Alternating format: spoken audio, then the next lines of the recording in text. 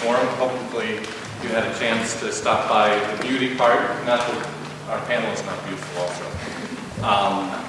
Wonderful afternoon, and I'd like to introduce the moderator for this afternoon. Very, very dear friend of mine, Alba Lessing from Lake Forest College. Thank you very much.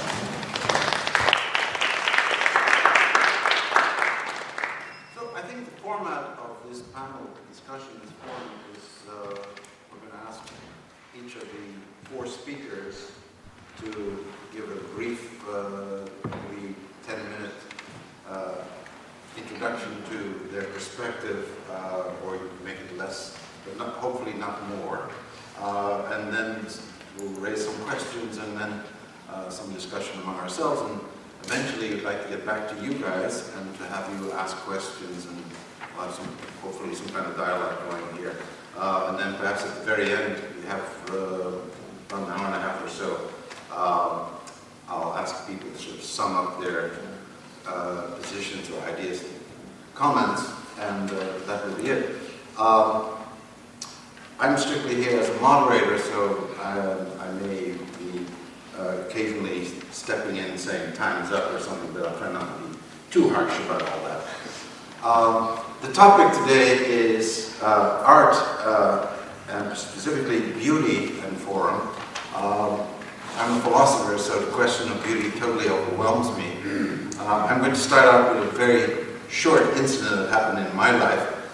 Many years ago, when I was an undergraduate, I went to a philosophy conference at Harvard University, which had a panel discussion group, something like this, with a moderator and four speakers, and they were discussing the question, what is beauty, as well. The topic was mostly a review of a position that was popular in those days, in the late 1950s, that there ought to be some way of quantifying the question of what is beauty. And some, as far as I can make out, complete idiot had made a case for developing a theory where you would actually judge the value of a painting by how long people stood in front of it. So somebody had actually gone about timing exactly how long people stood in front of paintings and come up with some kind of quantification of this highly qualitative issue, what is beauty. And the discussion went on and on and on about statistics and so on. And at the very end, the panel opened the floor to questions. And I was sitting on the side. I was just still an undergraduate in those days. And way in the back of the audience, a man stood up. And first I thought it was Santa Claus. He had a very long white beard and long white hair flowing down the side of his face. And he stood up and said, "My question is, what is beauty?" There was a complete silence. And then he sat down, and the panelists all sort of twittered among themselves, and the chair leaned over. And after about a 2-minute consultation, the chair stood up and said, "We ruled that question out of order." Well, obviously the question, what is beauty, is very much in order here, and I'm going to introduce briefly the panelists here. I have John Corbett here to my right. He's the adjunct associate professor, teaches a course in sound, liberal arts, art history, theory, and criticism. And to his right is Romy Crawford, who is the director of the Visiting Artist Program at the School of the Art Institute. And to my left is Bridget, who is an instructor in the Department of Visual and Critical Studies at the School of Art Institute and is working on a dissertation at the University of Chicago. And then to my further left is Stanley Murashige. Is that Murashige? Murashige, excuse me, who is associate professor of art history, theory, and criticism. With that, I think we'll probably have enough. If you want all the details, they're all listed in your program. So I'm going to simply ask people to begin then to give their short statement on how they perceive this question of the nature of beauty, particularly in a world in which that the issue of art has expanded to global dimensions, and all the haunting questions about the nature of beauty continue to rise up amidst us. And if you go here from left to right, you wouldn't mind. Okay. At first, I don't have, well, I hope I can stay within the 10 minutes, but I don't have, I'm a little like a fish out of water here because I'm scheduled to talk a little bit about notions of beauty in classic Korean art, although I am not a specialist in Korean art. And what I teach at the school and my special study is actually Chinese painting, Chinese art. And so what you're going to get from me will be related to the paintings that Yong-Su has brought into this exhibition, because there's actually a very close kinship relationship between the orchid paintings and certain traditions in the history of Chinese painting, specifically what are called by scholars the scholar official tradition or the literati tradition in Chinese art. And this is a tradition in China that begins, say, around about the 10th and 11th centuries and carries on through China onto the present day. And it's gone through a long and complex history, and then it's also passed on, in this history, passed itself on into Korea and into Japan. So many of the things I'm going to be saying will resonate, I think, with the paintings that, the Korean ink orchid paintings that are on exhibit here. Let me start by, I actually wrote down my comments to make sure that I will stay within my allotted time. I have a tendency, if you actually take one of my classes, to respond to a question and go on for about an hour and a half to 3 hours. All the student wants to know is what's the date of this particular painting. So, just to keep myself disciplined, I will read my comments. The ink orchid painting on view stems from a long and varied tradition, history of aesthetic practice going back to China and to the 11th century. It is an art expressed through rhythms of ink and brush, blind to space, of forms and patterns, each in response to the others. It is a practice that has generally favored a touted amateurism, and sometimes consciously bland, favorless, even insipid taste. This may be seen as a kind of anti-beauty, a taste and practice that abjures, or at least proclaims that it does, abjures ornament and decorative seduction. I suspect that this is a modern view, and that considerations of beauty may not lead us to the most insightful understanding of this aesthetic. Indeed, I would argue, at least to make the point, that beauty is not the central issue of the Chinese literati aesthetic, at least in Chinese practice, if not necessarily in Korean. Instead, I believe the more important focus of the Chinese literati aesthetic debates is on appropriate and correct practice, but not on a practice that produces beauty or even expressive representations. The goal instead is vitality, where vitality is defined as harmony and consonance. These do not necessarily exclude beauty, for what we call beauty may be a natural result of such harmonious practice. What is at stake is how one understands nature and one's relation to nature. And in the Chinese literati tradition, nature and human being are assumed to be utterly temporal and situational. The identity of nature and of human being are both ultimately rhythms of time, unfolding events, not objects or collections of objects that interact. Life is constituted in the particularity and uniqueness of unfolding moments. The world, in essence, is a situation always becoming. Thus, literati painting sees its goal as the realization of one's participation in the unfolding event that is the world. And to this end, the debates about aesthetic practice revolve around method, technique, practice, and the effective formulae that realize vital and harmonious participation in life's continuous emergence. Nature is a flowing stream, a bird landing on a tree branch, a mountain undergoing erosion. Nature is farming, breathing, wandering, gazing, dwelling, traveling, giving birth, dying, aging, autumn passing into winter, spring into summer. What is at stake here is harmonious participation. Painting aesthetics debate and proclaim the proper prescriptions, the right rules of conduct and performance for the painter and the viewer, such that painting is really a performative art and improvisation that, when done correctly, realizes full participation in and harmonious consonance with that which the moment calls for. All things, nature and orchids included, are unfolding situations, not things in situations, but situations themselves. Nature is a community abundant with unique circumstances and situations. Pine trees are situations. Mount Huang or Mount Everest are situations. A waterfall is a situation. An orchid is a situation. What does the situation of unfolding nature call for? What is its disposition, tendency, inclination? What are its proclivities? What is its potential? These are what the painter must see, feel, intuit. The formulae for painting are argued to be guaranteed effective methods for realizing the answers to these questions. For nature is also the unfolding event of humanity. If you do it right, guaranteed. Nature is no thing, but rather is the fulfillment of a moment's potential. There is no thing to be represented. Instead, nature is a world of conditions and circumstances calling for fulfillment, realization, and completion. Proper fulfillment is harmony, but nature is always changing, so that the character of harmony also changes.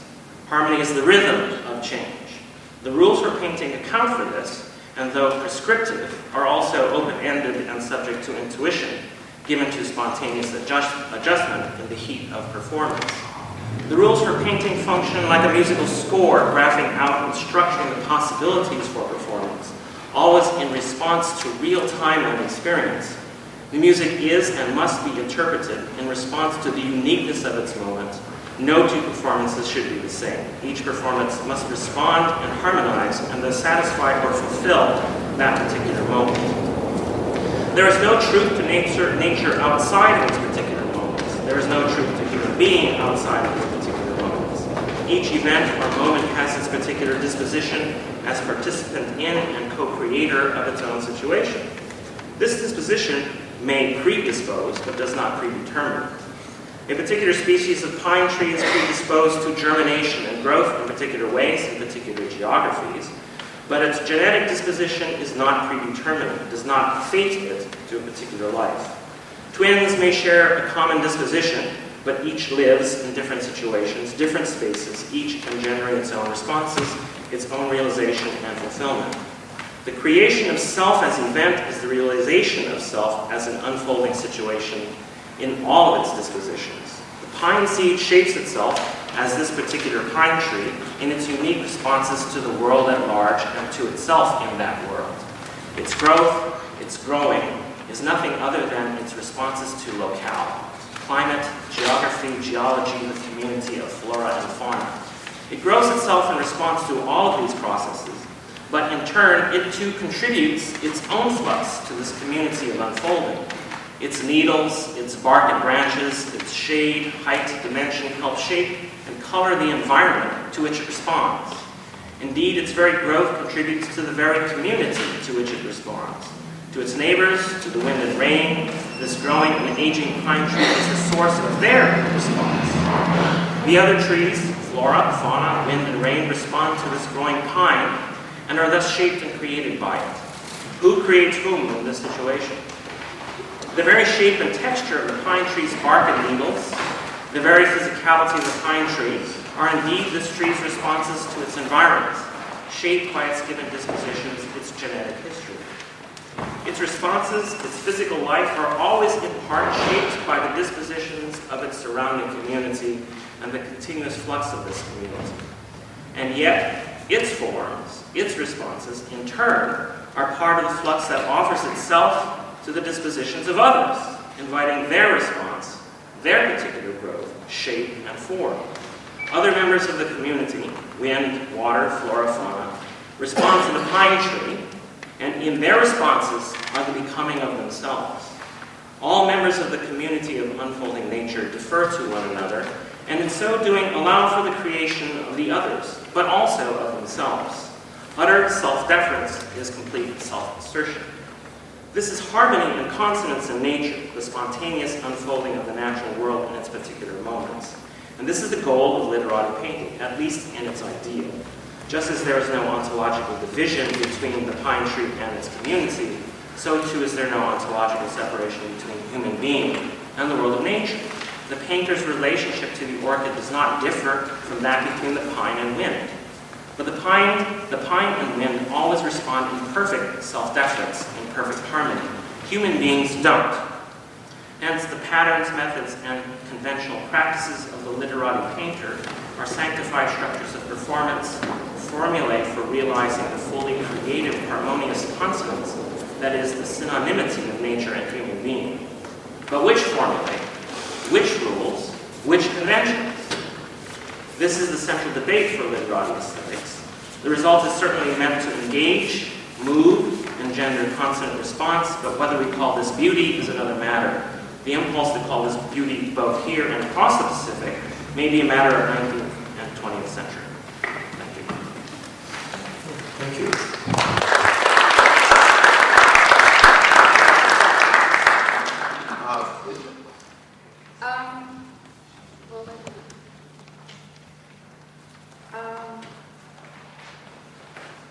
I think what I'm going to do is to first discuss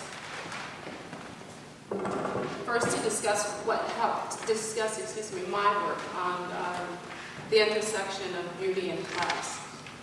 And when I first was approached or rather asked to participate in this panel, I was a little taken aback with just the idea of doing a presentation on beauty, because it's something that's just so, for me, so overwhelming.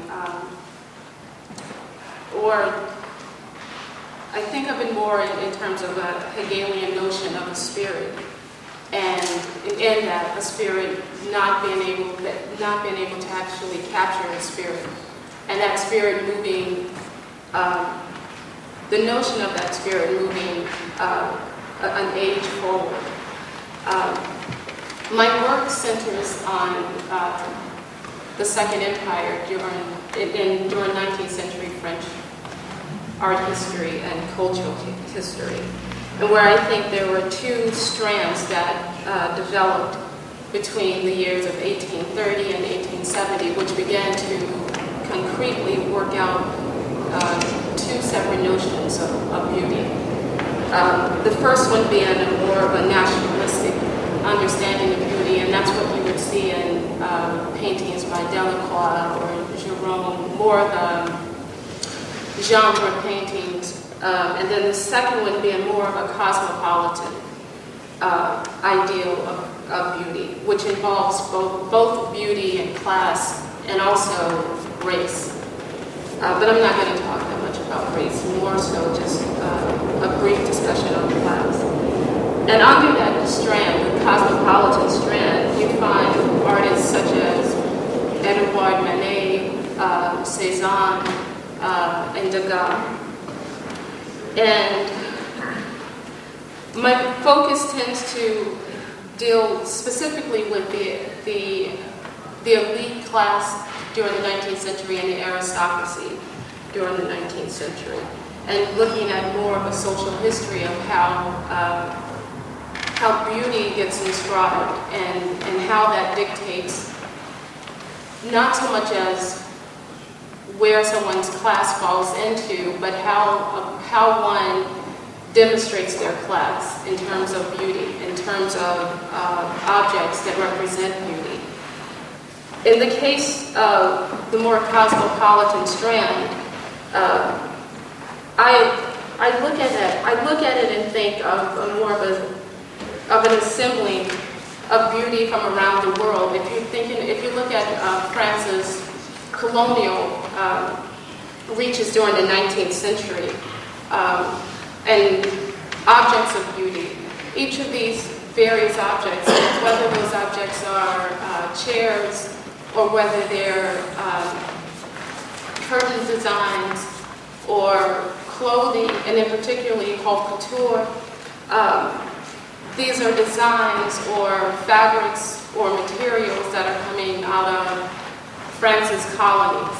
So to a larger extent, they're objects that are objects of beauty that are coming from the colonies that are then gathered and brought back onto the soils of France, that then dictates within the aristocracy, within the whole bourgeois classes, what's beauty and how that beauty determines their class or their positions within those class structures.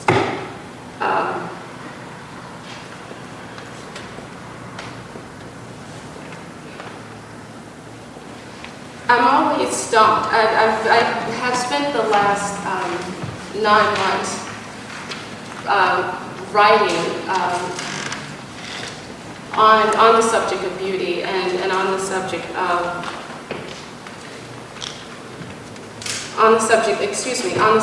fashion, and how both of those two ideals get inscribed into notions of class, and how that defines class.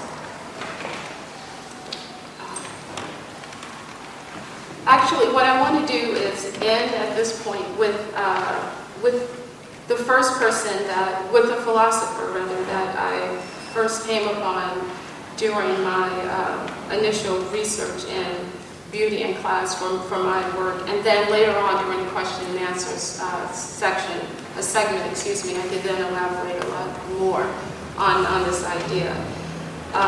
Winckelmann was a late 17th, 18th century German philosopher and one of the architects of Western art history, who looked at beauty using a Hegelian notion of beauty as an expression of a spirit during of an age, and primarily looked at the aristocracy and the whole bourgeois of German cultures, and how they looked at the Greeks and the Romans as a way to define their own classes, but also as a way to define their nation for all of the classes that were a part of this nation. So I'm going to end there, and then I'll pick up again once we do the question and answer. Because I don't want to, you think, Stanley claims that he'd go off on a long tangent. I'd keep us here until 10 o'clock tonight discussing this subject matter. So I think it would be better if people had questions or someone on the panel can raise the question. Thank you.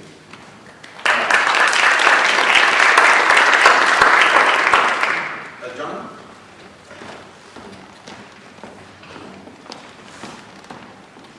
I've organized my comments into 8 points. A simple premise, a desire, a listening point, a fear, an observation, a quotation, a follow-up comment, and a terrifying example. Simple premise. Beauty is not an absolute. Desire. To shift the question from what is beauty to what is beauty for, or what is beauty used for, or whose interests does beauty serve? The listening point. Just a little note. Thelonious Monk, piano player, 1950s, wrote a composition called Ugly Beauty. The project of taking the ugliest interval in the Western music arsenal, the minor second, and framing it in a way that its dissonance seems beautiful. Attempting to see beauty and ugliness in a non-dualistic way. Thelonious Monk, Ugly Beauty. A fear that the acceptance of beauty as a consensual value, hence a majoritarian value, may have dire consequences from marginal or minoritarian perspectives. An observation that in consumer culture, beauty is often apprehended in the company of a sense of inadequacy. To experience the beautiful is to sense that you're not beautiful. To wish that you were beautiful, to long for beauty. Quotation on the possible beauty of the big toe from Georges Bataille in 1903. If a seductive element is to be attributed to the big toe, it is evidently not one to satisfy such exalted aspirations as, for example, perfectly indelible taste that in most cases leads one to prefer elegant and correct forms. On the contrary, if one chooses, for example, the case of the Count of Via Mediana, one can affirm that the pleasure he derived from touching the Queen's foot specifically derived from the ugliness and infection represented by the baseness of the foot, in practice, by the most deformed feet. Thus, supposing that the Queen's foot was perfectly pretty, it still derived its sacrilegious charm from deformed and muddy feet. Since a queen is a priori a more ideal and ethereal being than any other, it was human to the point of laceration to touch what in fact was not very different from the stinking foot of a thug. Here one submits to a seduction radically opposed to that caused by light and ideal beauty. The two orders of seduction are often confused because a person constantly moves from one to the other and, given this back and forth movement, whether it finds its end in one direction or the other, seduction is all the more acute when the movement is more brutal.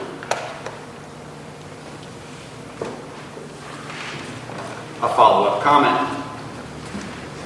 The point of that quote to me is that there's a dichotomy between the classical, quote-unquote, perfect notion of beauty, elegant, balanced, and correct forms, and what we might recognize as the modernist broken beauty, baseness, the abject, the out of balance, or the absurd, the big toe. A terrifying example drawn from television. The Swan. There was in fact something in the New York Times today about the swan and beauty, which maybe foresaw this comment, but the Swan, the most horrific update of a beauty pageant in which the total makeover of a woman includes plastic surgery and public humiliation. On one of the episodes I've seen, one contestant, upon seeing herself in the mirror, a pleasure deprived of her during the makeover, said repeatedly in disbelief, "I'm so beautiful. I'm so beautiful." This just before her daughter, who did not recognize her, refused to be placed into her arms.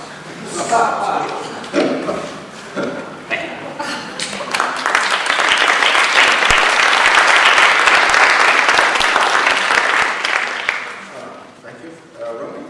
Okay, well, I should say that I think it's appropriate that I should follow John, because I basically wanted to, I guess, contribute to the panel today by offering a few ruminations on the failed object and subject of beauty. So basically, what is the value of ugly beauty or the big toe? To make it, to consider the abject, which John just mentioned, as a real locus of intentionality for art practice. Not just sort of the residue or something that arises on occasion, but that's something that is actually the goal or the agenda. Or to consider the abject as a valuable or recognizable motivation for the production of art. Or another way of thinking of this is, what isn't beauty? And I guess I come to this because of a work of art in particular by an installation artist named Arthur Jaffa, who, two pieces of his. One is an installation that actually entails an old car, an old beat-up car, and the music of Coltrane that is playing in the car. This is in an installation space.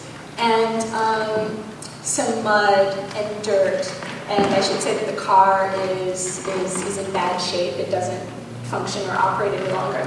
And the title of this piece is called My Black Death.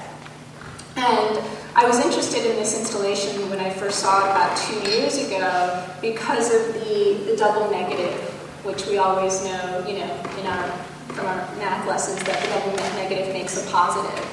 And sort of how this connotation of black and death is actually redundant in the piece, redundant to the point of it being positive. And again, interesting to me in that I want to consider the value, the use, the productivity of the abject sphere and how it really does motivate. I also wanted to mention that there is a long tradition of anti-aesthetic art practices.